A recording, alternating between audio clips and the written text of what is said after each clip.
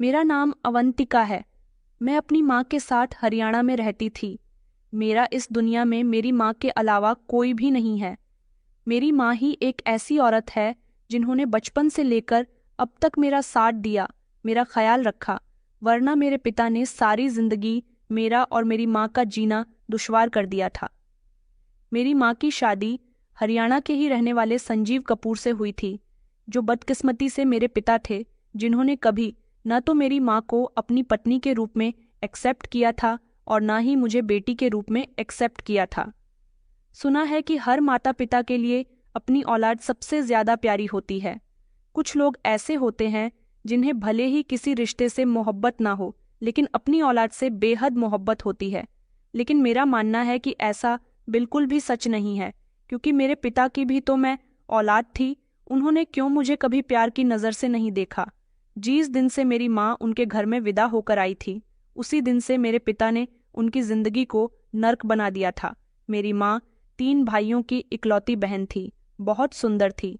उनसे गलती हो गई कि वो झारखंड से हरियाणा में नौकरी करने के लिए आई थी। उन्हें नौकरी करने का बहुत शौक था। उनके घर वालों ने उन्हें नौकरी करने की परमिशन नहीं दी, तो वो अपने घर से भाग गए अपना सपना पूरा करने के लिए। लेकिन यहाँ आने के बाद उनके परिवार वालों ने उनसे सारे संबंध खत्म कर दिए, क्योंकि वो तो भले ही नौकरी करने के लिए हरियाणा आई थी, मगर उनके पूरे गांव में उनके परिवार की बहुत बेइज्जती हुई। लोग ये नहीं जानते थे कि मेरी माँ नौकरी करने के लिए हरियाणा चली आई है। लोग ये समझ रहे थे कि वो किसी लड़के के साथ गांव छोड़कर भाग गई है। कुछ समय के बाद जब मेरी माँ को नौकरी मिल गई और उन्होंने पैसा कमाना शुरू कर दिया, तो वो कुछ पैसे जमा करने के बाद अपने गांव वापस चली गई।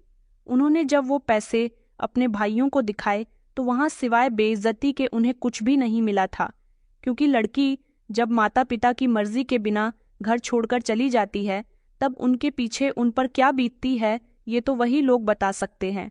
मेरी माँ नादान थी, उन्हें नहीं पता था कि उनकी नादानी उन पर इतनी भारी पड़ जाएगी। उनके गांव से उन्हें निकाल दिया गया था। मेरे नाना जी मेरी माँ से बहुत नाराज थे। उनका कहना था कि हमने सबसे बड़ी गलती तो तब की थी जब हमने तुम्हारी ख्वाहिश पूरी करने की खातिर तुम्हें शहर पढ़ने के लिए भेजा था। हम इस बात के सख्त खिलाफ हैं कि तुम शहर जाकर नौकरी करो, मगर तुमने हमारी एक न सुनी और हमारी इज्जत को रौंदते हुए घर से भाग गई। मेरी माँ ने रोते हुए बताया और उन सबसे माफ़ी मांगी कि मैंने कुछ नहीं किया। आप लोग गलत समझ रहे हो। मेरा किसी लड़के के साथ कोई संबंध नहीं है। मैं किसी के साथ शादी करने के लिए नहीं भागी थी, बल्कि मैं अपना सपना पूरा करने के लिए भागी थी। देखिए, मेरी नौकरी लग गई है और आपकी बेटी पैसा कमाने लगी है। नाना जी ने कहा कि अच्छा, हमने तुम्हारी बात पर यकीन कर लिया, लेकिन इस बात का क्या यकीन कि तुम गांव के लोगों को दिला सकती हो जो हमारे दिन रात बेइज्जती कर रहे हैं। ये बात सुनकर मेरी माँ खामोश हो गई थी। इस सब में कहीं ना कहीं कसूरवार मेरी माँ के परिवार वाले थे, जो एक ऐसे गांव से बिलोंग करते थे जहां बेटियों को शिक्षा दिलवाना तो दूर, उन्हें घर से बाहर निकलने की परमिशन भी नहीं होती थी। फिर भी मेरे नाना जी गांव की सारी रस्म और रिवाज के खिलाफ जाकर मेरी माँ को शहर ले जाकर उनकी एजुकेशन कंप्लीट करवा चुके थे। गांव वाले इस बात पर भी काफी भड़कते थे और नाना जी को सावधान करते थे कि एक ना एक दिन तुम्हारी बेटी तुम्हारी नाक जरूर कटवाएगी। नाना जी को लगा कि गांव के लोग जैसा उनसे हमेशा कहा करते थे, उनकी बेटी ने वो सब कुछ कर दिखाया और ये सब अब उनसे बर्दाश्त नहीं हो रहा था। इसीलिए उन्होंने अपनी बेटी को वापस वहीं जाने के लिए कहा जहां से अब वो आ रही थी। लेकिन मेरी माँ अपने परिवार वालों की सहमति के साथ यहाँ से जाना चाहती थी और वापस अपने परिवार वालों से कीन अटैक्ट रखना चाहती थी। लेकिन उनके परिवार वालों ने साफ साफ कह दिया कि हम तुमसे कोई संबंध नहीं रखना चाहते, तुम मर भी जाओ तो यहाँ वापस मत आना। मेरी माँ खामोशी से हरियाणा वापस आ गई थी। वो यहाँ नौकरी करने लगी थी, लेकिन अब उनको नौकरी करने में वो मज़ा नहीं आ रहा था, जो मज़ा उन्हें ये सोचकर नौकरी करने में आ रहा था कि वो नौकरी करते करते जब काफ़ी पैसा इकट्ठा कर लेंगी और वो पैसे अपने परिवार वालों के हाथ पर जाकर रखेंगी, तो वो लोग उन्हें एक्सेप्ट कर लेंगे। लेकिन उनकी सोच जाया हो चुकी थी। एक दिन मेरी माँ का सामना एक ऐसे इंसान से हुआ जो उनके साथ ही नौकरी करता था।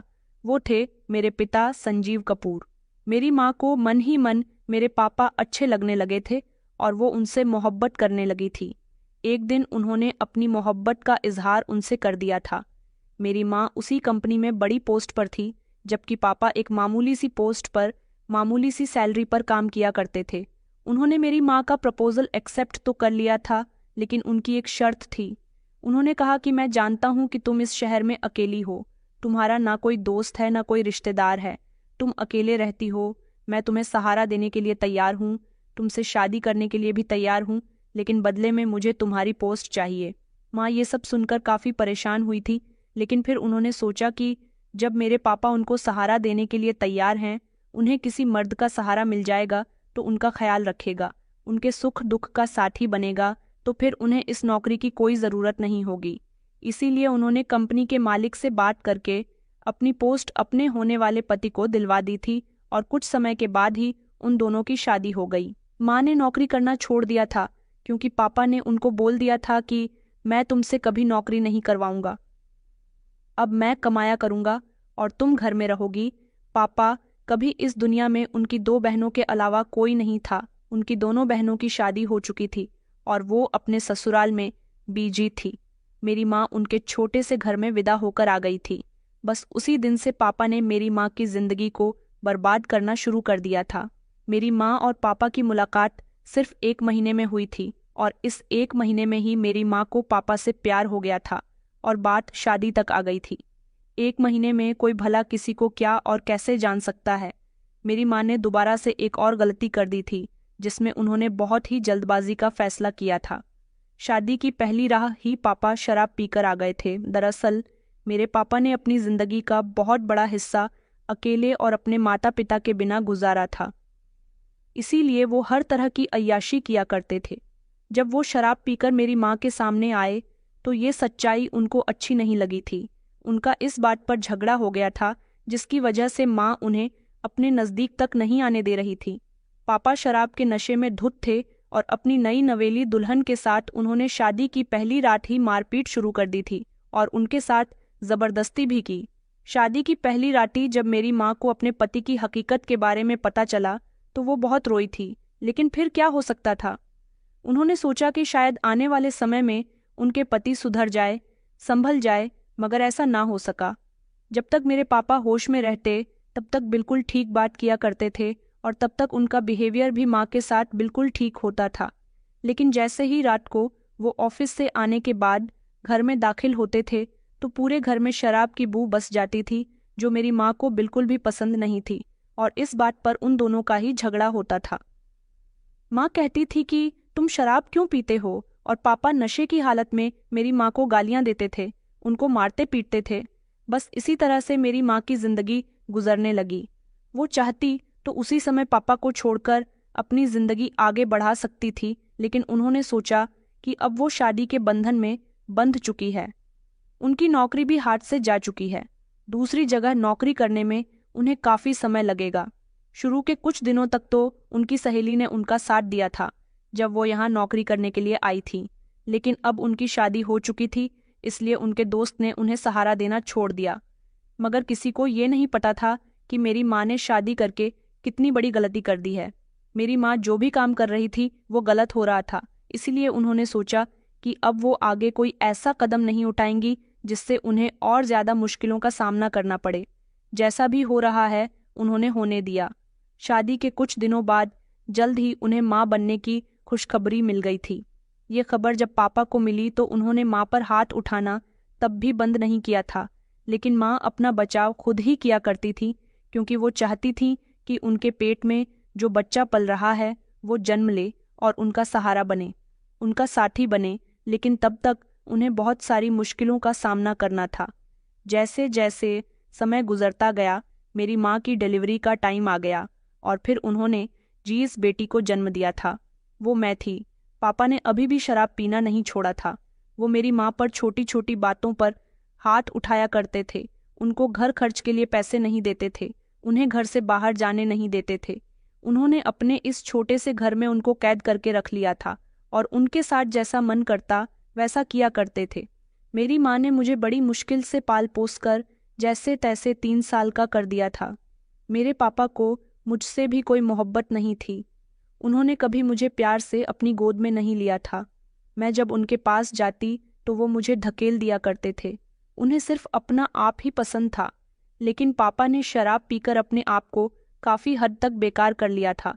अब उनके शरीर के अंग काफ़ी हद तक खराब हो चुके थे। उन्होंने अपनी नौकरी भी खो दी थी और फिर जब वो बीमार रहने लगे तो उनकी बीमारी के लिए माँ के पास इतने पैसे नहीं थे कि वो उनका इलाज करवाती। इसीलिए पापा इस दुनिया को छोड़कर चले गए और अब हम माँ बेटी एक दूसरे के लिए ही बचे थे। पापा के मरने के बाद माँ को एक तरह की आज़ादी मिल गई थी। माँ ने दोबारा से नौकरी करनी शुरू कर दी थी। वो मुझे अपने साथ ऑफिस लेकर चली जाया करती थी और फिर इसी तरह उन्होंने मुझे जवान किया। पैसों की कमी होने की वजह से मैं स्कूल नहीं जा सकी थी, मगर मेरी माँ मुझे घर में पढ़ाया करती थी, इसलिए मुझसे पढ़ना लिखना आता था। हम दोनों माँ बेटी वक्त और हालात की बहुत सताई हुई थी। मेरी माँ को बहुत सारे लोगों ने तंग किया था। मैं जैसे जैसे जवान होती गई अपनी माँ की तरह सुंदर हो गई थी। मैंने अपनी माँ को जिन हालात में देखा था, मैं नहीं चाहती थी कि ऐसे ही हालातों का सामना मुझे भी करना पड़े। मैं अपनी माँ की पूरी जिंदगी के बारे में जानती थी, इसलिए अब मुझे भी अपनी जिंदगी को आगे बढ़ाने के लिए कुछ ना कुछ तो करना ही था। मेरी माँ जिनकी अब उम्र हो चुकी थी, लेकिन फिर भी वो मेरी और अपनी खातिर पैसा कमा रही थी। मुझे उनको देखकर बहुत अफसोस होता था, जिसने अच्छी बेटी बनने की पूरी कोशिश की थी, अपने गांव का नाम रोशन करने की कोशिश की थी, लेकिन उसे गांव से भी बदनामी मिली। जो शादी करने के बाद एक सुकून की जिंदगी चाहती थी, लेकिन शादी के बाद भी उन्हें सुकून नहीं मिल सका। मगर मैंने सोच लिया था कि मैं अपनी माँ को वो सुकून देकर रहूंगी जो उनको कहीं नहीं मिल सका। अब मेरी माँ बीमार रहने लगी थी। मैंने एक दिन माँ से कहा, माँ, मैं कहीं नौकरी कर लूंगी, अब मैं आपको इस तरह मेहनत करते हुए नहीं देख सकती। माँ कहने लगी कि बेटा, तुम पढ़ी लिखी भी नहीं हो, तुम्हें भला कौन नौकरी देगा। मैंने कहा, मैं कहीं भी नौकरी ढूंढ लूंगी, किसी स्कूल में साफ सफाई का काम कर लूंगी, लेकिन आपको अब मेहनत नहीं करने दूंगी। मेरी माँ बीमार रहने की वजह से अब खुद भी थक चुकी थी। उन्होंने मुझे एक मौका दिया और मैंने इस मौके का पूरा पूरा फायदा उठाया। मैं भले ही पढ़ी लिखी नहीं थी, लेकिन बाहर की दुनिया के बारे में अच्छी तरह से जानती थी। आजकल की लड़कियां लड़कों को अपने प्यार के जाल में बहुत अच्छी तरह से फंसा लेती हैं। मैंने सोचा कि मैं क्यों नहीं ऐसा कर लेती। मेरे पास कोई हुनर नहीं है, लेकिन ऊपर वाले ने मुझे अच्छी शक्ल दी है। इस अच्छी शक्ल का मुझे फ़ायदा उठाना चाहिए। वैसे भी हम माँ बेटी को ये समाज काफ़ी बुरा भला कहता था। हमारे सर पर किसी मर्द का साया नहीं था। इस बात का लोग अच्छी तरह से फ़ायदा उठाते थे। किसी ने हमारी कभी कोई मदद नहीं की थी, तो फिर इस समाज की मुझे क्या फ़िक्र करनी। कुछ दिनों तक के लिए तो मैंने एक स्कूल में साफ सफाई की नौकरी करनी शुरू कर दी थी, क्योंकि अभी तक मुझे कोई ऐसा मुर्गा नहीं मिला था जो मेरे जाल में फंस सके। मैंने अपनी ज़िंदगी में बहुत सारी ऐसी लड़कियां देखी थीं जो अपनी ज़िंदगी बड़े ही सुकून और आराम से गुजार रही थी। मैं भी अपनी ज़िंदगी से गरीबी को ख़त्म कर देना चाहती थी और अपनी माँ और अपनी ज़िंदगी को ऐसे गुजारना चाहती थी।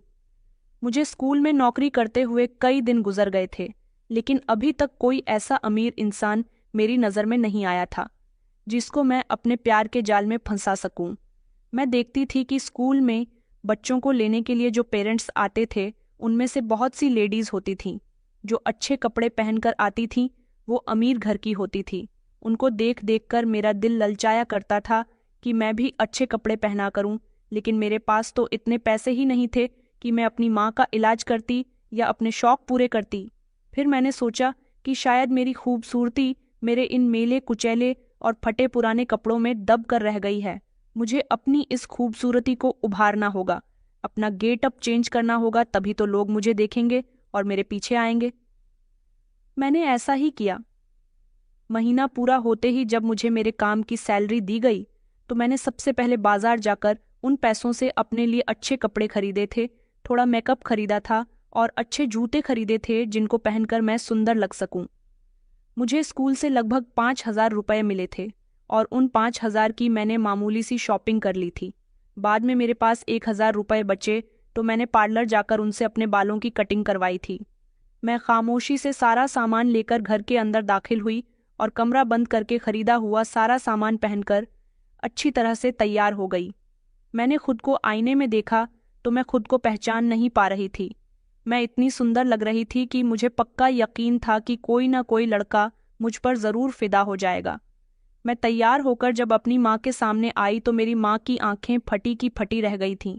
वो कहने लगी कि तुमने अपनी क्या हालत बनाई हुई है और ये सारा सामान तुम्हारे पास कहाँ से आया? मैंने अपनी माँ के कंधों पर हाथ रखते हुए कहा कि माँ, मैं अच्छी लग रही हूँ ना?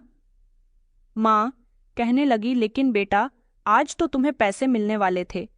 क्या तुमने ये कपड़े और जूते उन्हीं पैसों से खरीदे हैं? और तुमने अपने बालों की ये क्या हालत बनाई हुई है? तुमने अपने इतने सुंदर बाल इतने छोटे क्यों करवा लिए? मैंने कहा, माँ, ये सब मैंने सुंदर दिखने के लिए किया है। मेरी माँ मेरी बात को समझ नहीं पाई थी। मैंने उनको बताया कि आखिर इस समाज ने हमें दिया ही क्या है? आप नौकरी करती हो तो ये पूरा मोहल्ला आपको बुरा भला कहता है, लोग आपको गलत समझते हैं, साथ ही साथ आपकी बेटी को भी गलत समझते हैं। जब दुनिया हमें गलत समझती ही है तो फिर अब हम गलत तरीके से ही पैसा कमाएंगे। माँ मेरी तरफ चौंक कर देखने लगी, कहने लगी, तुम क्या कह रही हो? तुम्हारा क्या मतलब है? मैंने कहा, अम्मा, बस अब बहुत हो गया। मैं अब कुछ ऐसा करना चाहती हूँ जिससे हम लोग आराम और सुकून की जिंदगी गुजार सके। माँ कहने लगी कि बेटा, मेरी कुछ समझ नहीं आ रहा, तुम क्या कह रही हो? मैंने माँ को बिस्तर पर बैठाया और कहा कि बस अब आप देखो कि आपकी बेटी कैसे आपके दिन बदलती है। मेरी माँ अब ज़्यादातर घर में ही रहने लगी थी। मेरे पास एक मल्टीमीडिया मोबाइल था जो मुझे माँ ने दिया था जब वो नौकरी पर जाती थी। अब ये मोबाइल मेरे काम आने वाला था। मैंने मोहल्ले के 2-3 लड़कों पर अपनी नज़र रखनी शुरू की, उनको पटाया और उनको अपना मोबाइल नंबर दे दिया था और अब मैं उनके साथ टाइम पास करने के लिए बातें करने लगी थी। अगर मुझे कोई लड़का मिलने के लिए बुलाता तो मैं वहीं कपड़े पहनकर चली जाती थी। इस तरह मैं उनसे खूब प्यार भरी बातें करती और उनसे अच्छे अच्छे गिफ्ट बटोरती थी। उन्हें अपनी गरीबी का रोना रोकर उनसे पैसे भी ले लिया करती थी। मेरी सुंदरता को देखकर आसानी से लड़के मेरी खूबसूरती के दीवाने हो गए थे। मुझ पर अब हमारे मोहल्ले के ही नहीं बल्कि मैं जहाँ भी जाती लड़के मुझे नज़र उठा उठा कर देखते थे और मैं आसानी से उनको अपने प्यार के जाल में फंसा लिया करती थी। अभी तक तो मुझे कोई ऐसा अमीर लड़का नहीं मिला था जिससे मेरे हाथ में एक ही बार में ढेर सारे पैसे आ जाएं और जो अमीर होने के साथ साथ बेवकूफ़ भी हो। और फिर कुछ समय के बाद फाइनली मेरी ये तलाश भी खत्म हो गई थी। मैंने अब स्कूल में साफ सफाई का काम छोड़कर परलौर में नौकरी करनी शुरू कर दी थी, क्योंकि मैं थोड़ा बहुत परलौर का काम जानती थी। इसलिए कम बजट वाले पार्लर में मुझे नौकरी मिल गई थी। पार्लर से निकलते समय एक दिन मेरी मुलाकात विहान नाम की एक लड़की से हुई जो पार्लर आते जाते मुझे देखता रहता था, लेकिन उस दिन वो मेरे लिए अपनी बड़ी गाड़ी लेकर आया था। उसने मुझे लिफ्ट देने की कोशिश की, कहने लगा, मैं काफ़ी दिनों से आपको यहाँ आते जाते देख रहा हूँ। आप मुझे अच्छी लगने लगी हो कि आप मेरे साथ कॉफ़ी पीने के लिए चल सकती हो। मैंने एक ही बार में ना इधर देखा ना उधर और फौरन ही उसके इस ऑफ़र को एक्सेप्ट कर लिया, क्योंकि मुझे ऐसे लड़के की तो ना जाने कब से तलाश थी। मैं उसके साथ कॉफ़ी पीने के लिए कैफ़े में चली गई थी। वहाँ हम दोनों के बीच ढेर सारी बातें हुईं। मुझे तो पता भी नहीं था कि कई दिनों से वो मेरी खूबसूरती के पीछे दीवाना था। मुझे यहाँ पार्लर से निकलते बढ़ते देखता रहता था और कई दिनों से मुझसे बात करने की कोशिश कर रहा था। मैं अब उसके अफेयर में आ चुकी थी, मगर वो बड़ा ही कंजूस लड़का था, मुझ पर कोई खर्च करता ही नहीं था। मैंने उस पर ब्रेक लगा लिया और आइंदा के लिए समझदारी करने का फैसला किया। विहान के साथ कुछ दिन अफेयर में रहने के बाद ही मैं समझ चुकी थी कि वो कितना बेवकूफ़ है, लेकिन अमीर है। वो अपने पिता का बड़ा बेटा था। उसके पास रिश्तों के नाम पर सिर्फ एक छोटे भाई के अलावा कोई नहीं था। माँ भी इस दुनिया को छोड़कर जा चुकी थी। उसका छोटा भाई लंदन में पढ़ाई करने के लिए गया हुआ था। कुछ दिनों के बाद उसके पिता का भी देहांत हो गया तो वो मेरे और ज़्यादा क्लूज आने लगा था, क्योंकि वो मुझसे सच्ची मोहब्बत करने लगा था और मुझे इतनी कीमती कीमती तोहफे दिया करता था कि मेरी आंखें फैल जाया करती थीं। वो मुझसे मोहब्बत की खातिर अब मेरी हर ख्वाहिश पूरी कर रहा था, क्योंकि अब वो अपने बड़े से बंगले में अकेला रह चुका था। मैं उससे कोई मोहब्बत नहीं करती थी, मुझे तो सिर्फ उसकी जायदाद चाहिए थी। ये काम मेरे लिए भी बहुत आसान हो चुका था। उसे अपनी मोहब्बत में अच्छी तरह से गिरफ्तार करके मैं उसकी सारी जायदाद हथिया सकती थी। मैंने धीरे धीरे विहान को शीशे में उतारना शुरू कर दिया था और विहान भी मेरी मोहब्बत के जाल में फंसने लगा था। मेरा सबसे पहला मकसद तो एक अच्छे एरिया में बड़ा सा घर था। इसके लिए भी मैंने एक अच्छी प्लानिंग कर रखी थी। मैंने अपनी माँ को इस बारे में सब कुछ बता दिया था कि मैं क्या चाहती हूँ और क्या कर रही हूँ। मेरी माँ मेरी बातें सुनने के बाद मेरे साथ शामिल हो गई थी, क्योंकि मेरी माँ भी तो अपनी जिंदगी में सुकून चाहती थी। इसलिए वो खुशी खुशी वही सब करने लगी जो मैं कहती गई। मैंने अपनी एक दोस्त की मदद से एक सरकारी अस्पताल में अपनी माँ को भर्ती करवा दिया और 1 हफ्ते तक विहान से नहीं मिली और ना ही उसका फ़ोन उठाया और ना ही पार्लर गई। विहान तो इस 1 हफ्ते में पागल ही हो गया था और सिर्फ एक ही हफ्ते में उसने 100-200 चक्कर मेरे घर के लगा लिए थे, जहां पर उसे लगातार ताला नजर आया था। विहान को समझ नहीं आ रहा था कि वो किस तरह मेरा पता लगाए।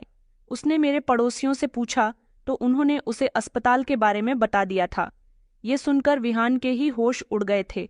वो गाड़ी भगाता हुआ वहां से निकल आया था, क्योंकि जिस जगह हमारा घर था वो बहुत गंदी सी बस्ती थी, जहां पर जगह जगह कूड़ा करकट पड़ा रहता था। ये सब देखकर विहान को उल्टी आने लगी थी, लेकिन मुझ तक पहुंचने के लिए उसने सब कुछ बर्दाश्त किया और नर्स के बताए हुए रास्ते से वो उस वार्ड तक आ गया जहां मेरी माँ एडमिट थी। मुझे भी उसके आने का पता चल गया था, इसीलिए मैंने एक्टिंग करनी शुरू कर दी थी और अपनी आंखों में आंसू उतार लिए थे। वार्ड की हालत इतनी खराब थी कि विहान से 1 मिनट भी वहां खड़ा नहीं हुआ गया और वो मुझे बाहर आने का कहकर भागता हुआ अस्पताल के बाहर जाकर अपनी गाड़ी में बैठ गया था। वो कभी ऐसी मेली जगह पर नहीं जाता था, इसीलिए उसका दिल खराब हो रहा था। थोड़ी देर बाद मैं उसके पास गई। वो मुझे देखकर बेचैनी से कहने लगा कि मैं कितने दिनों से तुम्हें फ़ोन कर रहा हूँ, तुम्हारा नंबर बन जा रहा है, ये सब क्या है? अवंतिका, मैं तुमसे बहुत मोहब्बत करता हूँ, तुम्हारे बिना नहीं रह सकता। तुम्हें नहीं पता कि मैंने तुम्हें कहाँ तलाश नहीं किया। उसके शब्दों में बेचैनी महसूस करके मेरा दिल मुस्कुराने लगा था। मैंने रोते हुए उसे कहा, तुम जानते हो, मेरा घर इतनी गंदी जगह में है तो मैं तो इस चीज़ की आदी हो चुकी हूँ, लेकिन मेरी माँ बूढ़ी हो रही है। वहाँ गंदगी से फैलने वाली बीमारियों की चपेट में मेरी माँ आ गई है, इसीलिए फौरन उन्हें अस्पताल ले आई। विहान ने कहा कि अवंतिका, तुम इस बारे में मुझे भी तो बता सकती थी, ये एक कॉल ही कर देती। वो अभी तक बेचैनी से मुझे देख रहा था। उसने पूरे 1 हफ्ते से मुझे नहीं देखा था। मैंने कहा, कैसे करती आपको फ़ोन? माँ के इलाज के लिए मेरे पास पैसे नहीं थे। वैसे भी मेरे पास एक छोटा सा मल्टीमीडिया मोबाइल था। जल्दबाजी में माँ को अस्पताल जाने के लिए घर से निकली तो वो मेरे हाथ से छूट कर गिर गया। अब उसे ठीक करवाने के लिए मेरे पास पैसे नहीं है और वैसे भी मैं तुम्हें परेशान नहीं करना चाहती थी। हम जैसों की जिंदगी से तुम जैसे अमीर लोगों को दूर ही रखना पड़ता है, वरना हमारे इलाके की गंदगी तुम जैसे लोगों की भी तबीयत खराब कर सकती है। तुम देखो, 1 मिनट भी तुम वहां नहीं खड़े हो पाए और हम लोग 1 हफ्ते से यहाँ सरकारी अस्पताल में हैं। यहाँ भी साफ सफाई की कोई देखरेख नहीं है और यहाँ से जाने के बाद भी फिर वही घर, वही गंदगी और फिर उससे फैलने वाली बीमारियां। मैं जितनी अच्छी एक्टिंग कर रही थी उस हिसाब से विहान को यही लग रहा था कि मैं बहुत तकलीफ में हूँ।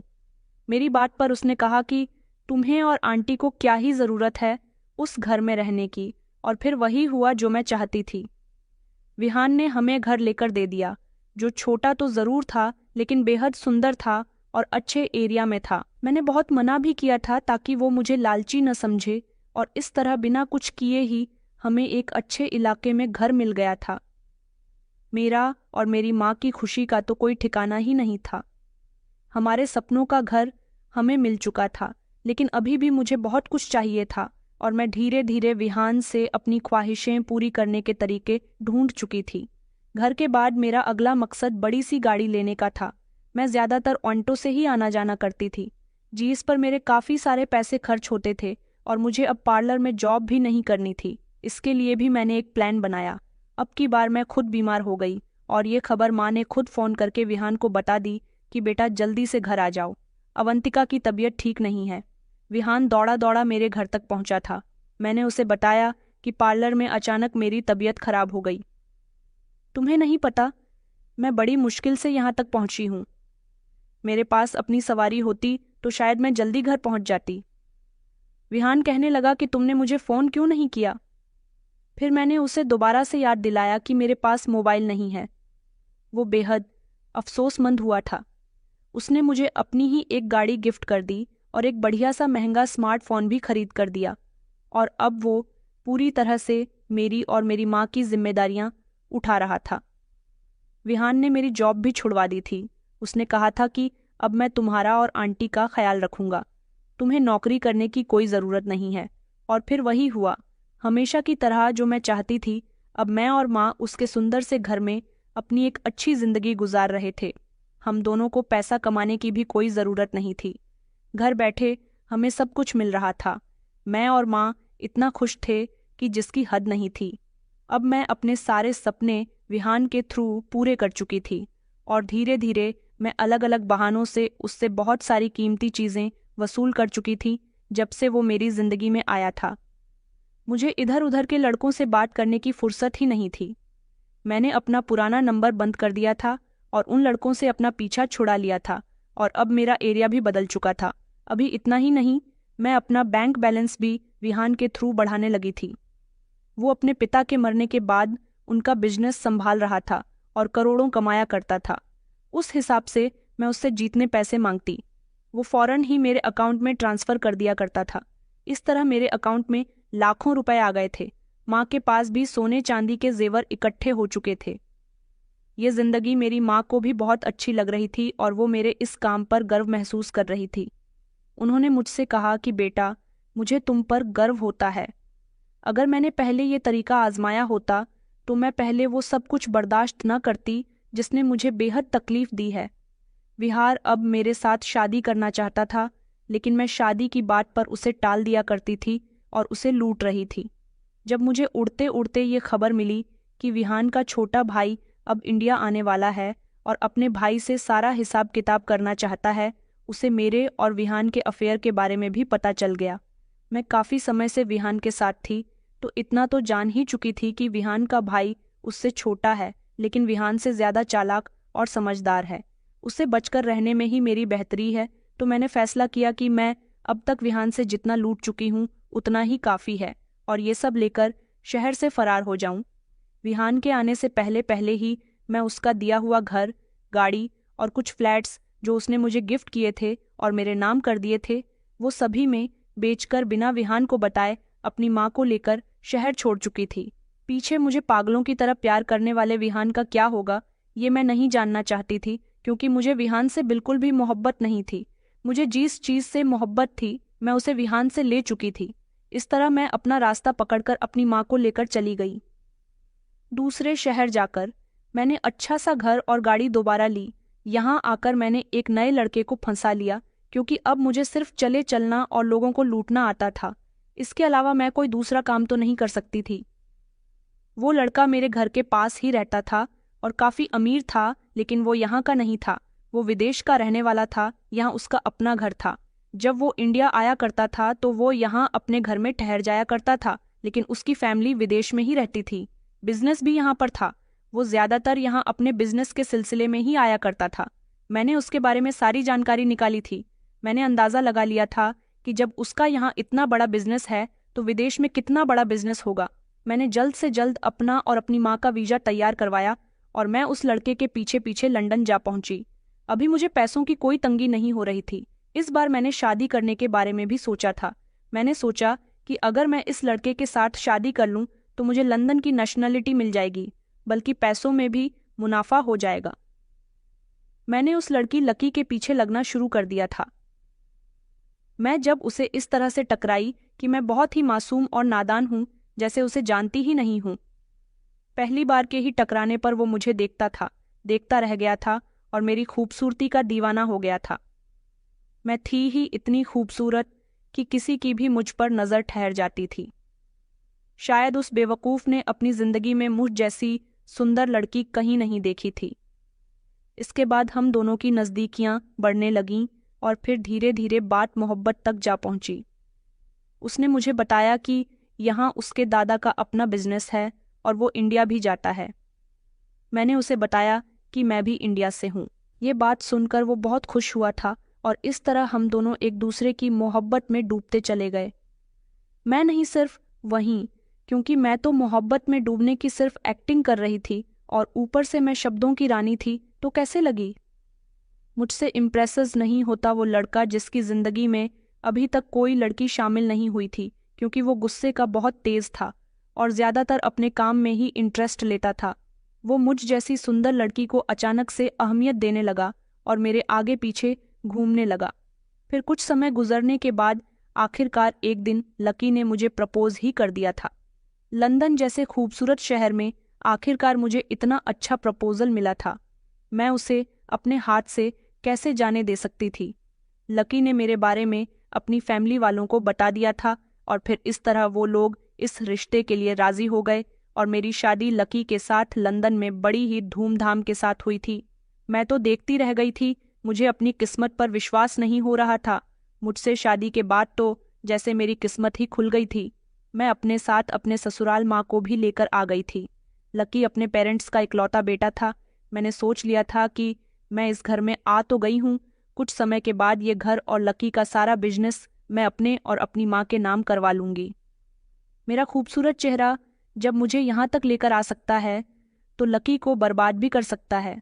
सबसे पहले तो मुझे अपने सास ससुर को घर से निकलवाना था, क्योंकि फाइनेंशियली लकी के पेरेंट्स सब कुछ अपने बेटे के नाम जी ही कर चुके थे, क्योंकि वो अपने बेटे से बहुत प्यार करते थे। अब वैसे भी उन लोगों का इस घर में कुछ नहीं था। मैंने धीरे धीरे लकी के माता पिता के खिलाफ उसको भड़काना शुरू कर दिया। इस काम में मेरी माँ ने मेरा बहुत साथ दिया था। मैंने धीरे धीरे लकी से उसका सब कुछ छीन लिया, उसके माता पिता को भी उसकी जिंदगी से निकाल दिया। मैंने उसके दिमाग में डाल दिया था कि तुम्हारे पिता तुम्हारे घर से निकलने के बाद मुझसे तुम्हारी बुराइयां करते हैं, मुझे इस घर में बहुत सताते हैं। मेरी लाचार और बेबस एक्टिंग पर उसने यकीन कर लिया था और अपने इस बड़े से बंगले से उन्हें निकालकर एक छोटे से घर में भेज दिया था। अब इस बड़े से बंगले पर और लकी की एक एक चीज पर मेरा और मेरी माँ का कब्जा हो गया था। अब बारी आ गई थी लकी को अपनी जिंदगी से निकालने की। मैंने लकी के लिए भी एक बहुत ही जबरदस्त प्लान बनाया था। उससे उसकी सारी जायदाद हथियाने के लिए मैंने उसको एक रात इतनी शराब पिला दी थी कि नशे की हालत में मैंने उसे जो कहा वो वैसा ही करता गया। उसके सारे प्रॉपर्टी के पेपर्स पर मैंने उसे साइन ले लिए थे और इस तरह उसकी सारी प्रॉपर्टी मेरे नाम हो गई। लेकिन मैं नहीं चाहती थी कि इस बारे में लकी को पता चल जाए। मुझे कुछ भी करके रातों रात उसका सब कुछ यहाँ से बेचकर वापस इंडिया फरार होना था। मैं लगभग 2-3 दिन तक लकी को नशे के इंजेक्शन देती रही ताकि वो जाग न सके और लगातार बेहोश ही रहे, क्योंकि मुझे डर था कि उसे होश आने के बाद याद न आ जाए कि जब वो ड्रिंक कर रहा था तो मैंने उसे किसी पेपर्स पर साइन लिए थे। मैंने रातों रात ही उसकी जितनी भी जायदाद थी वो सभी लंदन में ही बेच दी थी और सारे पैसे अपने अकाउंट में ट्रांसफ़र होने के बाद मैं माँ के साथ फौरन ही इंडिया के लिए रवाना हो रही थी और मैंने लकी को बेहोशी की हालत में ही छोड़ दिया था। और इस तरह मैं अपनी माँ को लेकर लंदन से इंडिया आई और इंडिया आने के बाद यहाँ अगर मैंने अपने अकाउंट का इस्तेमाल किया तो मेरे पैरों तले से ज़मीन निकल गई थी कि मेरा पूरा अकाउंट खाली हो चुका था और मेरा अकाउंट चल ही नहीं रहा था। ये सब क्या हो गया था? इस बारे में मैंने अपनी माँ को बताया तो वो भी बहुत घबरा गई थी, पागल हो गई थी, क्योंकि मैं ज़्यादातर पैसे अपने अकाउंट में ही रखती थी, जितने पैसे मेरे पास थे। उनसे मैंने रेंट पर एक घर ले लिया, लेकिन मेरा अकाउंट बंद हो गया था, उससे कोई भी लेन देन नहीं हो रहा था। मेरी समझ नहीं आ रहा था कि मैं क्या करूं। मैं परेशान हो गई थी और घर में इधर से उधर टहल रही थी जब रात के समय अचानक मेरे घर का दरवाज़ा बजने लगा। जैसे ही मैंने दरवाज़ा खोला तो ये देखकर मैं दंग रह गई कि दरवाजे पर पुलिस खड़ी हुई थी और पुलिस को देखकर मैं घबरा गई कि न जाने क्यों मेरे कदम पीछे की तरफ जाने लगे। वो लेडीज़ पुलिस थी जिन्होंने मुझे पकड़ लिया और मेरी माँ को भी। मैंने कहा, मुझे छोड़ो, आखिर ये हो क्या रहा है? मुझे किस जुर्म में अरेस्ट किया जा रहा है? उन्होंने कहा, क्योंकि तुम्हारे खिलाफ कंप्लेंट दर्ज की गई है। मैंने कहा, कंप्लेंट किसने करवाई? तो तभी घर के अंदर लकी और विहान दाखिल हुए, जो मेरे सामने अपने दोनों हाथ बांधकर खड़े हो गए थे। मैंने चौंक कर कहा, लकी, तुम और विहान, तुम विहान मेरे सामने आया, जिसकी आंखों में मुझे खून खौलता हुआ साफ नजर आ रहा था। मैं सब समझ गई थी कि ये दोनों आपस में मिले हुए हैं, लेकिन पूरी बात क्या है ये मैं समझ नहीं पा रही थी। विहान ने मेरा मुंह पकड़ लिया, जिस पर मेरी माँ चिल्ला उठी, छोड़ो मेरी बेटी को। इतने में ही विहान ने चिल्लाकर कहा कि खामोश हो जाओ, तुम्हें पता है कि तुम्हारी बेटी ने मेरे साथ क्या खेल खेला है। अरे, तुम्हें इस बारे में कैसे पता नहीं होगा, क्योंकि तुम दोनों माँ बेटी इस काम में मिली हुई हो। मैं तुम्हारी बेटी से बहुत मोहब्बत करता था। इसने मेरी फीलिंग्स को हर्ट किया, मुझे छोड़कर चली गई। मैंने इसकी खातिर क्या नहीं किया। तुम्हें क्या लगा था कि तुम्हारे जाने के बाद मैं खामोश बैठ जाऊंगा? मैं तुमसे बहुत मोहब्बत करता था। मैंने तुम्हें हर तरफ तलाश करने की कोशिश की। मैंने तुम्हारे पुराने मोहल्ले जाकर वहां लोगों से तुम्हारे बारे में इंफॉर्मेशन इकट्ठी की, तो मुझे पता चला कि वहां के लोग तो तुम्हें बहुत गलत समझते हैं और कहते हैं कि तुम बहुत बिगड़ी हुई हो, और तुम्हारी माँ भी, और तुम्हारा पिता शराबी था। लोगों के मुंह से तुम्हारे बारे में ऐसी बातें सुनकर मैं समझ गया था कि तुम मुझे छोड़कर जा चुकी हो। मुझे छोड़कर ही नहीं, बल्कि मुझे लूट कर जा चुकी हो। इसीलिए मैंने एक फैसला किया। क्या तुमने इसे नहीं पहचाना? ये मेरा छोटा भाई लकी है। मैंने अपने भाई को तुम्हारे बारे में सब कुछ बता दिया, और फिर तुम्हारे बारे में पता लगाया कि तुम कहाँ हो। तुम्हें क्या लगता है कि सिर्फ तुम चालाक हो? मैं तुमसे कई गुना चालाक हूँ। तुमने भले ही मुझे छोड़ दिया था, मुझे लूट कर चली गई थी। मुझे जब पता चला कि तुम दूसरे शहर जा चुकी हो, वहां मैंने खुद अपने छोटे भाई को तुम्हारे पीछे लगाया, ताकि तुम उसे देखकर उस पर डोरे डालने शुरू कर दो।